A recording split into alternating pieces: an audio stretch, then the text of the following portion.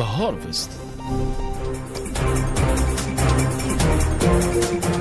Greetings to you all, Ifriqiya FM listeners. This is Nouad with the latest news from across the continent and the world. The International Conference on the Great Lakes region opens today in Zambia to discuss the security escalation in Eastern Democratic Republic of Congo. The meeting brings together defense ministers from 12 countries of the region. Congolese political analyst Christian Malika, speaking to Mohamed Aziz Touahar, explains more on the situation.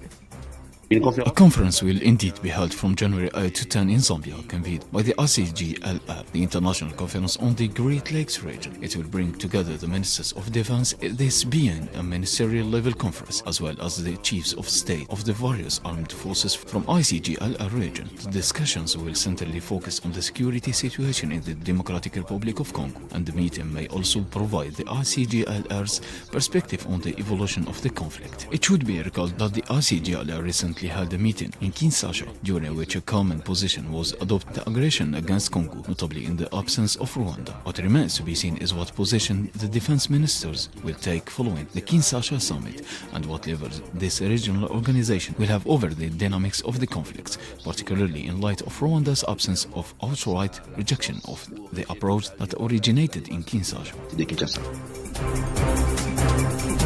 In Western Democratic Republic of Congo, at least 3 people are killed and around 50 homes are burned following clashes in the Bagata area of Kwilu province. The violence erupts between the residents of Falunu and Fambi villages over a dispute linked to traditional authority.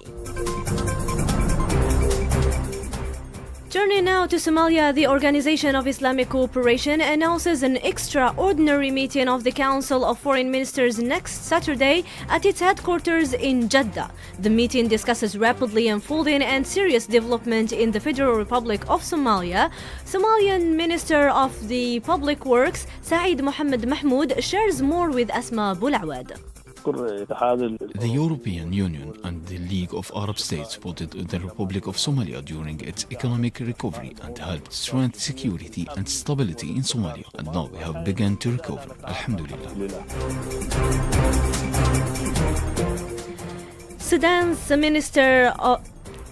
Sudan's Ministry of Foreign Affairs expresses regret over a joint statement issued by the African Union Commission and the United Arab Emirates, saying it addresses Sudanese affairs in a non-objective manner.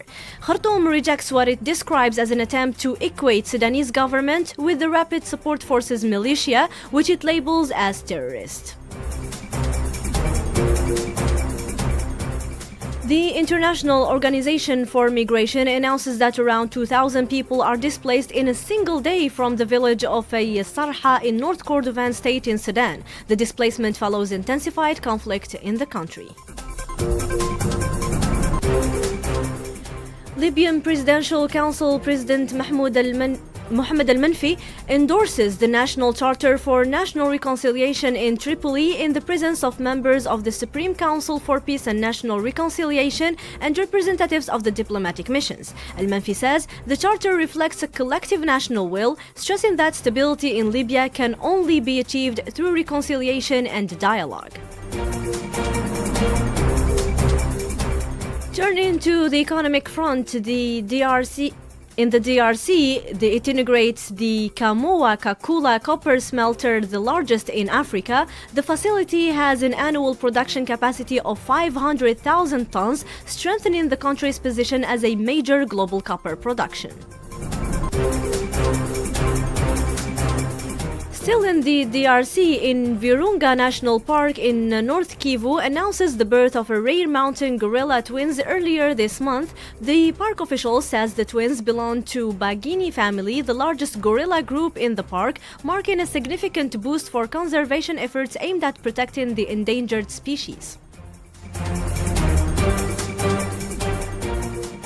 In Benin, however, the historic city of Ouida hosts the 2026 edition of the Voodoo Days, starting this Thursday for 3 days straight. The event is an international gathering dedicated to Voodoo arts, culture, and spirituality, attracting participants from Africa and beyond. Widad Alawa talks more about this festival. At the crossroads of history, spirituality, and creativity, the historic city of Wida is set to beat to the rhythm of Vadon once again. Vadon Days will offer an immersive experience into the fascinating world of Vadon, an ancestral religion deeply rooted in Benin's cultural identity. For 4 days, Wida will be transformed into a living stage where visitors can explore the different facets of Vadon through exhibitions, artistic performance, and workshops. This cultural celebration aims to strengthen the connection between ancient traditions and modernity, while promoting intercultural dialogue by celebrating Vadon in its place of origin. The event invites participants to discover the cultural richness of Benin and to appreciate how these traditions influence and inspire contemporary creation, featuring several highlights and festivities including craft, food, and entertainment stalls. Vadon Days blends rituals, art, craftsmanship, and gastronomy to honor ancestral heritage while fostering cultural exchange and pride. In Algiers, the 22nd edition of the International Women's Fair opens in celebration of the Amazigh New Year. The event features more than 100 exhibitors showcasing traditional crafts, products, and cultural heritage. And that's all for today's Harvest. Thank you for paying attention to the fullest. It was directed by Muad Bab Ahmed, control board with Abdu, streaming with Riyadh, and observed by Malika. Thank you all once again. This is Imene Nouad tuning out with Ifriqiya FM, the voice of Africa. Under the slogan from Beni Abbas, January shines for a new and victorious Algeria, and under the high